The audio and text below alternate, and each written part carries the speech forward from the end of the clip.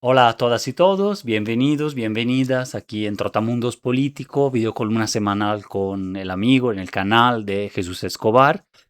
El tema de esta semana es el corolario Trump a la doctrina Monroe y su importancia o su preocupación para América Latina, teniendo en cuenta que preliminarmente como comentario y análisis el tema ha sido muy tratado, muchos resúmenes del propio documento, ¿no? Que sintetiza esta supuesta doctrina.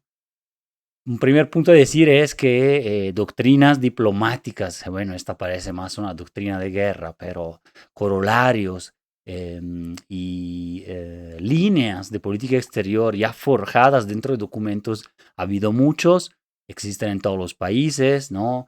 La doctrina Drago, la doctrina Estrada, de acá de México, ¿no? Drago de Argentina, pero ha marcado también el siglo XX, ¿no? Ese respeto de los pueblos, la autodeterminación, etcétera, y las ideologías también que pudieran estar detrás de varias doctrinas en América Latina, o el ascenso pacífico, por ejemplo, de China, es una de las doctrinas, ¿no? Como este ascenso de potencia, el diálogo sur-sur, la cooperación sur-sur, el consenso de Beijing sobre materias primas, para el desarrollo del sur global, etcétera, y la presencia del Estado en la economía y gobiernos no necesariamente o plenamente de democracia liberal occidental, ¿no? También el consenso de Beijing quiso construirse o eh, pues ser como adoptado incluso en otros países, incluyendo Sudamérica, en contraposición, por ejemplo, con el antiguo, en parte vigente, pero bueno, el consenso de Washington, ¿no? El del neoliberalismo de los 80s, 90s, etcétera. Bueno, doctrinas, ¿no? Como la doctrina Monroe, el destino manifiesto de Estados Unidos, etcétera, ahorita vamos a ver, ha habido siempre muchas. Ahora, la diferencia es que cuando la doctrina la formula el presidente de la primera potencia mundial, y de todos modos, o la formula China, eventualmente la Unión Soviética en su momento, doctrinas o líneas de política sobre el uso del arma nuclear, por ejemplo, o cuestiones de defensa nacional, pero automáticamente se transforman en cuestiones de defensa internacional e incluso de ataque u ofensiva, sobre todo en el caso de Estados Unidos en este momento, ¿no? Y en otros de toda su historia. Entonces no hay nada nuevo de por sí en ese sentido. Nada más, otro punto, en este caso, como lo es Trump y en parte su gobierno, su gabinete, hay una claridad más preocupante, espeluznante, ¿no? Un impacto directo, una brutalidad mayor del lenguaje, de la crítica a los aliados, que caracteriza esta presidencia, especialmente esta versión recargada, ¿no? De esta época, no tanto, bueno, la primera también tampoco fue muy gentil, pero digamos, entonces es otro elemento que se ha discutido mucho, no tanto el hecho de que emita algún corolario a alguna doctrina, ¿no? Pero es como para decir, a ver, quién está alineado con nosotros y quién no está. Y entonces, pues que decidan, pero que decidan frente a un garrotazo que te va a llegar, ¿no? Frente a la amenaza, incluyendo la injerencia interna brutal, como en las elecciones de Honduras, de Argentina, del mismo Ecuador, en su momento más con declaraciones, que eso fue antes, y en fin. Eh, Trump también tiene con este corolario, que ahorita lo vamos a comentar a fondo, una crítica a los aliados tradicionales, más bien satélites europeos, por un lado, y latinoamericanos por otro, ¿no?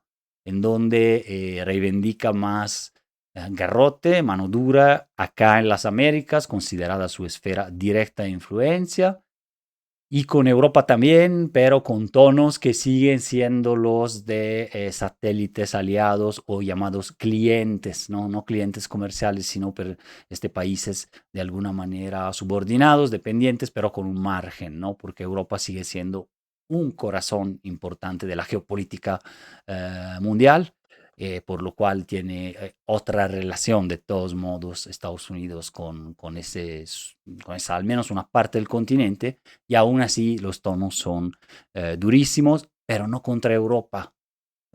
Pueden ver ahí cómo se desliza el lenguaje, también en mis propias columnas a veces, es que una cosa es hablar de la Unión Europea, ¿no? Ese proyecto a medias, ¿no? De más de medio siglo, después de la Segunda Guerra Mundial hasta ahora, y otra cosa es hablar de Europa. De hecho, ya los gobernantes allá, sobre todo los soberanistas, ¿no? Giorgia Meloni, los soberanistas de derecha, ¿no? Vox, Farage, eh, el mismo canciller alemán Merz, ahora, y las versiones ultras también de la derecha alemana de Alianza por Alemania, entre otros, ¿no? El Rassemblement Nacional en Francia, en fin, todos ellos usan ya más el término de Europa con una idea identitaria, las raíces, una Europa en que no caben los musulmanes, en que no caben las otras religiones, en que no caben los migrantes, en que no caben las ideologías, así les dicen ellos, ¿no? Pero bueno, la reivindicación es más bien de género, de la diversidad sexual, entre muchas, muchas otras, ¿no? Entonces una Europa blindada, encerrada, fortaleza, como la quieren, y en donde la Unión Europea no representa ya, según los intereses de esta otra Europa grande de nuevo también, ¿no? Apegada a esa idea del MAGA de Trump, que se está reconfigurando ahí. Entonces, prefieren hablar de Europa o la confunden cuando a veces estamos hablando de Unión Europea. Entonces cambia y depende, y cambia la semántica, incluso la idea que la gente común asocia a una con la otra, ¿no? Siendo las dos construcciones, una económica, fundamental, efectivamente real, y otra más ideológica. Es decir, la Unión Europea existe como tal, ¿no? Con sus problemas, como una arquitectura inestable, ¿no? Entre 27 países, y en donde no está ya, por ejemplo, el Reino Unido, que sí está aún así en Europa. Hay que decírselo a ellos, ¿no? En cambio, ahí el concepto de la isla también entra y no necesariamente se sienten parte de Europa o no de la Europa continental, que es otro concepto. Tanto es así que pues hay diferentes concepciones, la Europa del Este, etcétera. No existe esa cosa como las y los europeos, simplemente es también ideología de alguna manera y quizás algún aspecto en común de una historia, de un territorio relativamente pequeño, pero pues que no como tal es más manipulada esa idea. Entonces, en fin, Trump también prefiere hablar eventualmente de Europa o de países y no dialogar y no hablar, ni siquiera nombrar la Unión Europea como tal, que es, en sus palabras, un fracaso, ¿no? Y básicamente dice que reprime la libertad de expresión, dice que la Europea básicamente ha hecho que Europa, ahora sí, la Europa blanca, la Europa pura, cristiana, se contaminara con los migrantes, cuando Europa solo nace y se concibe como países de migración y de intercambio, ¿no? Piensen en el Mediterráneo y su historia de milenios, desde antes del Imperio Romano hasta la fecha. ¿Qué sería de nuestros pueblos y nuestros países sin todo ese intercambio y esa riqueza que es de África, es de Asia y es de Europa y del Atlántico por el otro lado, ¿no? Y de Eurasia por el otro lado. Entonces no tienen sentido, son reivindicaciones básicamente xenófobas, identitarias, pero que con el término Europa cabalgan y utilizan mucho cierto tipo de gobierno populista de derecha allá, ¿no? Sobre todo. Pero es una idea ya común, es decir, ya circuló y entonces, bueno, la estamos como que revisando acá en esta ocasión. Otro punto importante de este documento de seguridad nacional, que, atención, para América Latina ese término de la doctrina de seguridad nacional nos remite a las dictaduras de los años 60, 70 y 80, Cono Sur, Guatemala, México sui generis, pero que en fin nos remiten a esa historia de represión, brutalidad, eh, antidemocrática, de desapariciones, violaciones a derechos humanos, que todavía está como una cicatriz abierta en la memoria, pues no siempre se ha procesado, ¿no? Entonces, también me parece que el documento muestra los dos conceptos típicos también del inglés como idioma, ¿no? El concepto de scale versus el concepto de scope, es decir, la escala en contra de el enfoque, el enfocarse.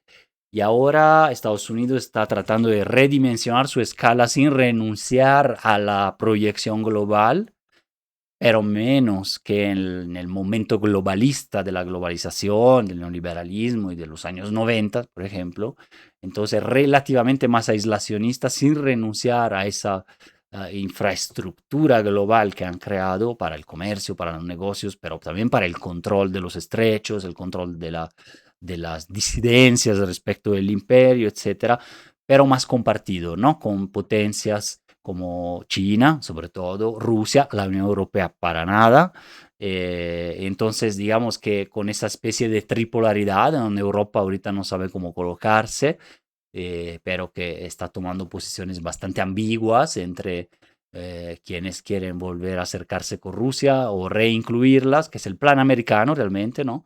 Volver a acercar a Putin para alejarlo de Xi Jinping.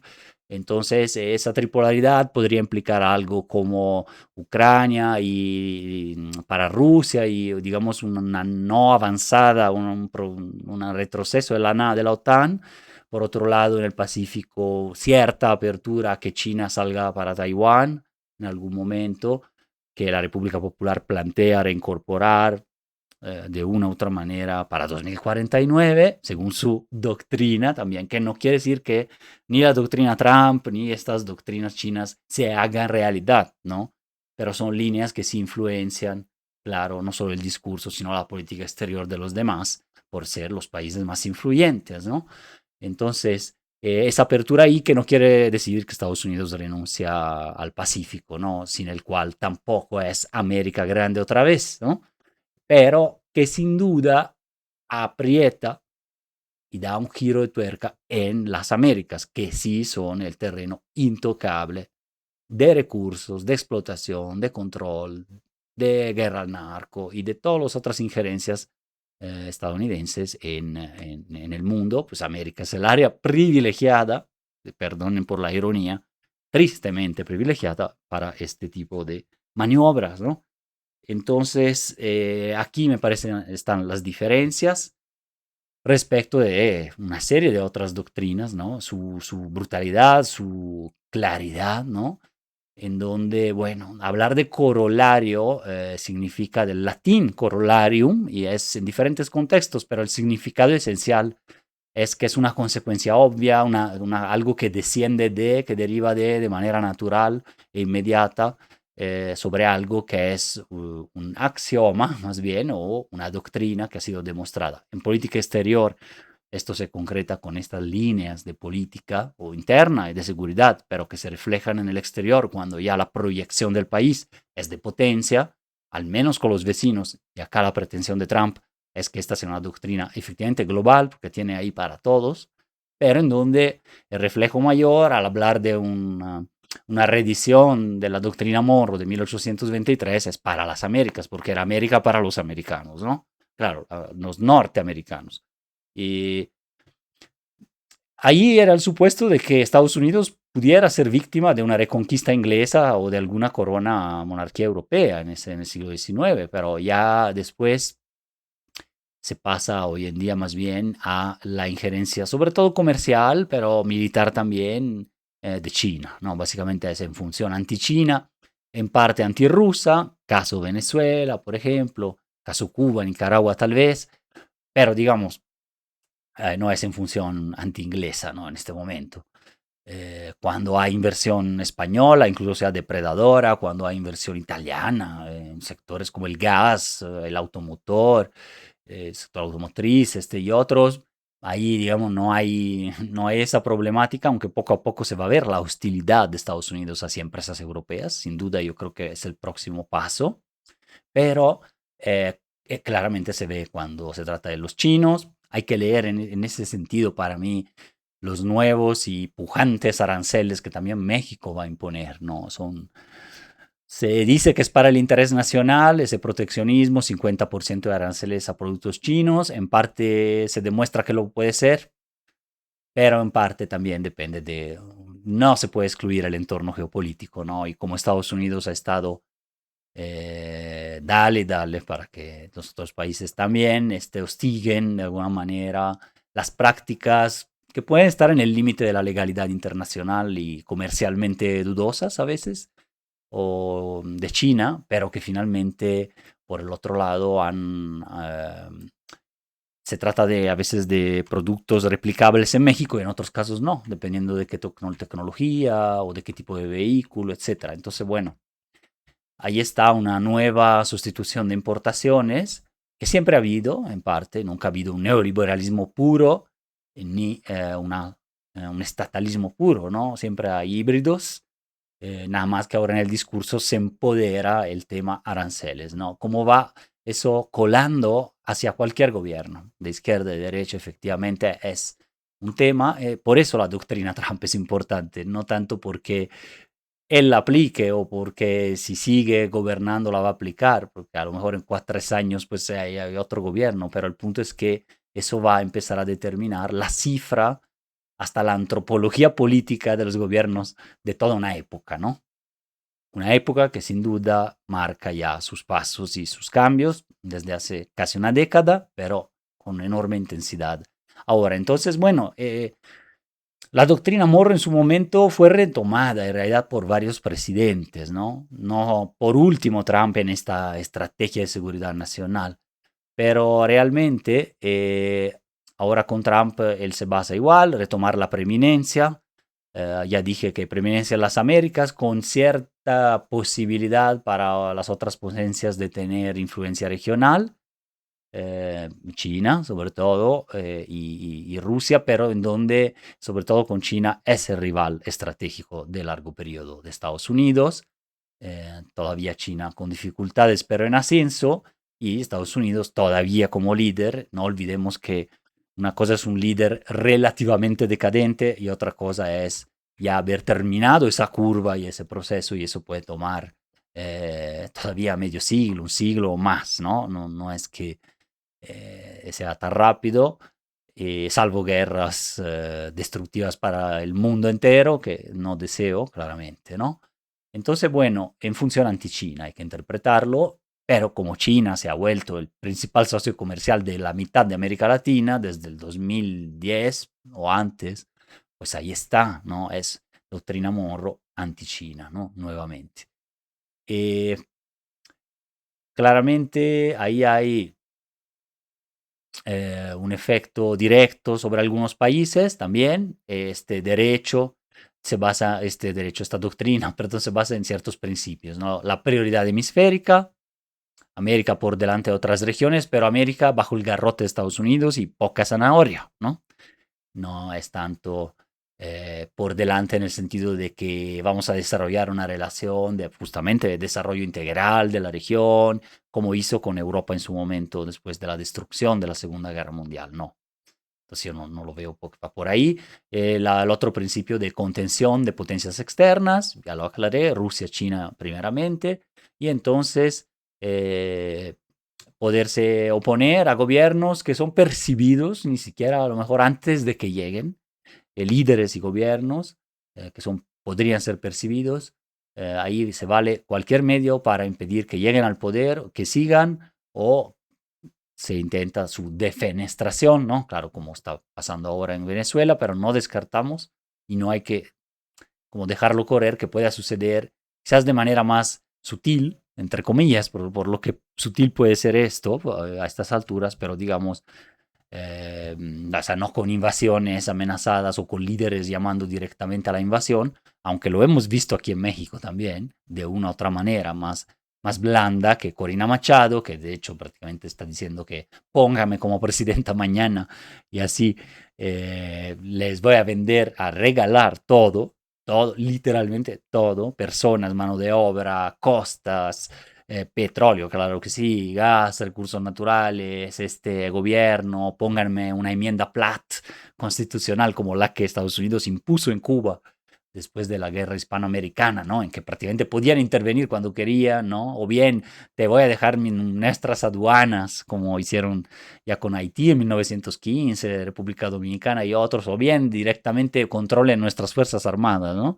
Bueno, esa es la versión Corina Machado, este premio Nobel de la Guerra, ¿no? Que ahí está, pero sin llegar a esos extremos, ¿no? Basta poco en realidad para que eh, esto tome forma de otra manera y se concrete en injerencias en elecciones también aquí en México, en donde México es el país realmente temido, temido incluso más que Brasil por Estados Unidos, porque México vive en Estados Unidos. Estados Unidos en parte tiene simbiosis con México, viceversa también, pero México es el otro inevitable que vive en el vientre, en el corazón de Estados Unidos, con millones de descendientes, de pobladores, en la frontera, etcétera, y es el otro diverso, diferente, inasimilable, ¿no? Porque sí es la otredad respecto de la identidad, sobre todo del movimiento MAGA, de Trump, de pues, los descendientes de Alemania, es el pueblo germano, anglosajón, blanco, ni tan católico, pero sobre todo cristiano, evangélico o neopentecostal. Entonces, bueno, definitivamente México, que todavía no se ha convertido, en cambio, como lo ha hecho más Brasil y otros países de Centroamérica, por ejemplo, al neopentecostalismo, etcétera, con su propia identidad y guadalupana, justo que estamos en esas fechas, pero digamos que con esa forma de ser otro, discriminado también dentro del norte global o sobre todo Estados Unidos, no favorece eso, su asimilación o integración, ¿no? Que son dos procesos diferentes, pero que ha sido más constante. Estados Unidos en señalar cómo eso no es parte de su identidad, de la identidad, digamos, de la parte central de Estados Unidos, que es esta parte bollante, anticosmopolita, antiglobalista que tenemos ahí, que tienen ahí en el gobierno ahora, ¿no? Entonces, pues la lucha contra la migración, el llamado narcoterrorismo, en donde se van fundiendo los términos, también eterna lucha, ¿no? En donde, bueno, incluso están dispuestos, ya lo han hecho, a cometer verdaderos crímenes de guerra y está siendo investigado el secretario de la guerra, Pete Hegseth. Allá, digo, ojalá en algún foro nacional e internacional se llegue a una condena por bombardear. Ahora estamos llegando casi a a más del centenar de víctimas, si no me equivoco, pero a bombardear lanchas de pescadores o de presuntos narcotraficantes sin prueba y luego rematarlos, ¿no? Ese sí es un crimen de guerra. Y en aguas internacionales, frente a las costas mexicanas también, ¿no? En el Pacífico.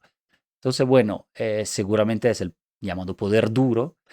Y otro corolario acá en este documento es la reafirmación de soberanía, pero esa soberanía excluyente, ¿no? Ya lo he dicho, de poder duro, el gran garrote, el corolario Roosevelt, pero entonces implica el resurgimiento de cierto mesianismo, de cierta lógica de primacía e injerencia en América Latina, en clave antichina, pero no solo es blindar ese territorio americano, ese hemisferio occidental, que ellos conciben ya como que Groenlandia tiene que ser parte de, hasta Panamá, en un primer gran círculo, en donde México es el gran punto interrogativo, ¿no? Porque no se deja controlar en ese sentido, pero el resto más o menos es más, claro, es más pequeño y es más vulnerable históricamente. Y en donde el segundo círculo, en donde tampoco se ahorran esfuerzos claros de injerencismo, es Sudamérica, hasta la Patagonia y la Antártida, que no recordemos también es parte de lucha geopolítica, ¿no? Entonces, de Groenlandia a la Antártida. Su anexión de facto, o como pretenden, de Panamá, del canal de Groenlandia, en el largo plazo es un objetivo estratégico que yo deduzco de este principio de reafirmación de soberanía, que entonces es una soberanía ampliada, ¿no? Ampliada, salvo este otro inasimilable que es México y otros países que todavía cada vez menos ya en las últimas elecciones, pero existen pues gobiernos efectivamente que se atreven a oponerse, ¿no? Ya antes de que llegara Trump, el Brasil de Lula, por ejemplo, el Chile de Boris, que ya cada vez menos, y en realidad ya ahorita quedan pocas piezas en realidad para hablar de esto. Entonces, respecto a la doctrina morroclásica, hay nuevas amenazas, nuevos instrumentos, una hegemonía que está en jaque, no era como naciente y creciente y se veía amenazada como en su infancia hegemónica, sino ahorita en su madurez y vejez. Y eso es mucho más trágico, mucho más violento, ¿no?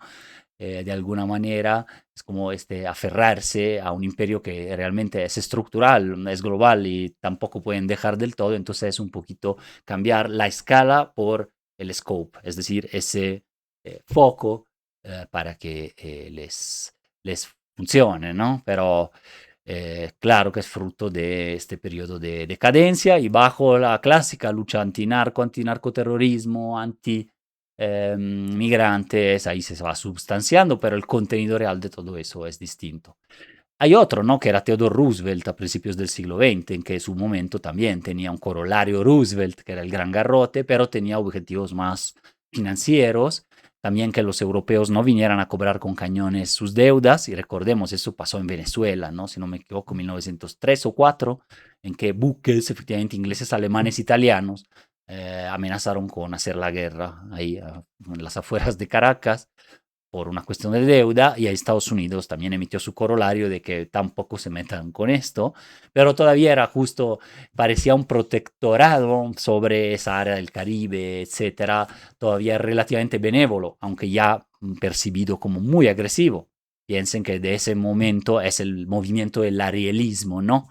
Eh, el Ariel de José Enrique Rodó, escritor uruguayo, pues era parte del movimiento también del modernismo, Rubén Darío, Nicaragua, etcétera, pero de parte de una literatura que ya veía esa amenaza del Calibán, bárbaro, materialista, ávido de dinero y recursos, que era Estados Unidos, en contra de repúblicas quizás un poco soñadas, un poco elitistas también, criollas todavía, que eran las repúblicas latinoamericanas, pero de grandes valores, ¿no? Un discurso este político este de los valores retomado también, retomado por Andrés Manuel, perdón, en el tema de la grandeza, ¿no? Con su último libro, pero también en toda su narrativa. Esa es una herencia también del arielismo latinoamericano contra el materialismo de Caliban. Eh, el corrallo Roosevelt fue una doctrina más financiera, militar también. Trump tiene una seguridad fronteriza ahí, tecnológica, contención geopolítica para el siglo XXI. Otro que se menciona poco en estos días es James K. Polk, el de la doctrina de la transferencia, fue como el primer corolario real de la doctrina Monroe en 1845, justo al lado de la anexión de Texas, bueno, la guerra también con México. Polk reafirmó la doctrina Monroe, agregando un matiz como que tenía miedo efectivamente de que tierras en continente americano todavía en manos de europeos pudieran ser transferidas de una potencia europea a otra potencia europea, ¿no? Y eso se detona con esa guerra en Texas también, con la adquisición de otros territorios, en su expansión hacia el oeste, guiada por la idea del destino manifiesto, que es mesiánica, ¿no? Destino manifiesto de grande potencia de Estados Unidos. Entonces, bueno, hay varios antecedentes. El gran objetivo de Polk en ese momento era adquirir California, pero entonces formaba parte de México y estaban preocupados en Washington de que Gran Bretaña o Francia más bien trataran de comprar, colonizar o establecer un protectorado sobre California, ¿no? Después de lo de Texas. Entonces, o la bahía de San Francisco nada más, aprovechando la inestabilidad de la República Mexicana. Entonces, Polk por eso actualiza. Igual, con esa idea de te voy a proteger, somos americanos, pero por fin yo me voy a apañar, digamos así, a anexar esa región, como de hecho terminó siendo.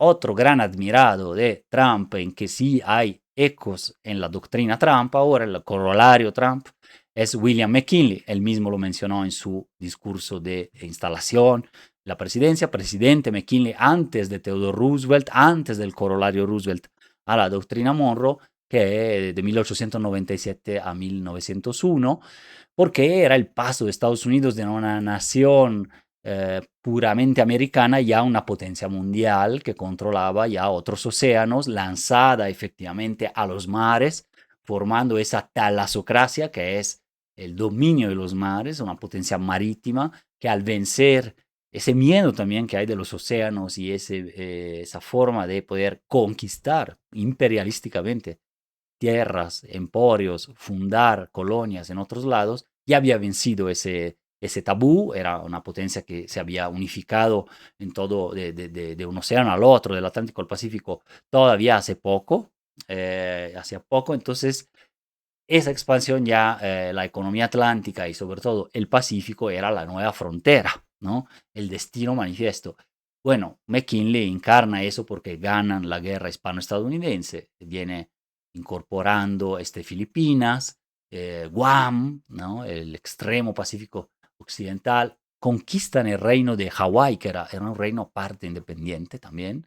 Puerto Rico prácticamente queda como una colonia, aunque se llama protectorado, se llama Estado asociado, pero básicamente es una colonia caraíbica, y en ese sentido no la ha soltado, ¿no?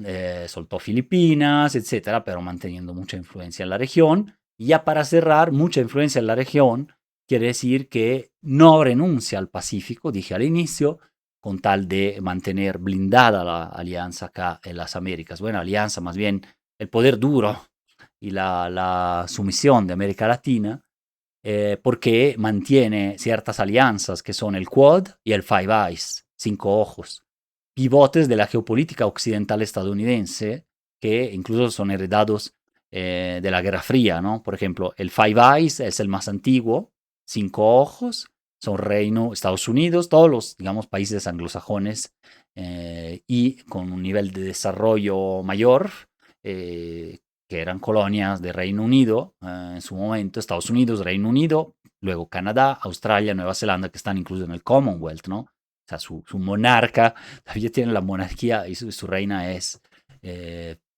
o su rey es el rey de Inglaterra, ¿no? Básicamente. Bueno, esa alianza se mantiene, se actualiza y luego el Quad, diálogo de seguridad cuadrilateral, que es más reciente, quizás más blanda respecto del Five Eyes, digamos de menos larga data, se centra en la cooperación estratégica y apertura en la región del Indo-Pacífico. Entonces son alianzas del Indo-Pacífico, asiáticas, con participación del Reino Unido como pivote también del mundo anglosajón, todavía al menos en términos quizás culturales, pero con la potencia de Estados Unidos en realidad, que prácticamente comparten información bruta de inteligencia y pues se coordinan en ese sentido también militar.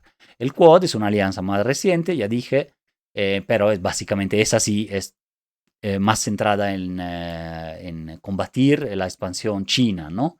En cambio, el Five Eyes era de la Guerra Fría, pero es una herencia que ahorita se reactualiza con esta doctrina corolario Trump a la doctrina Morro, ¿no? Y ahí incluye el Quad, Estados Unidos, Japón, incondicional también porque es país satélite de Estados Unidos, pues recordemos que no solo perdió la guerra, sino que fue donde tiraron dos bombas nucleares únicos en la historia en hacer esa matanza masiva y en mostrar al mundo quién dominaría el siguiente siglo, el siglo americano.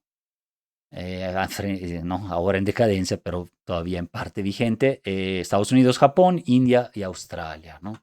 Para América Latina y México, entonces, son tiempos de redefiniciones, ajustes frente a la renovada arrogancia, brutalidad del gobierno talibán, instalado en Washington, entre la colusión con la barbarie de algunos élites, ¿no? De la región, como siempre ha sido, en parte, y la experimentación, en cambio, de nuevas vías y uniones alternas para la autonomía. Les mando un abrazo, nos vemos en la siguiente.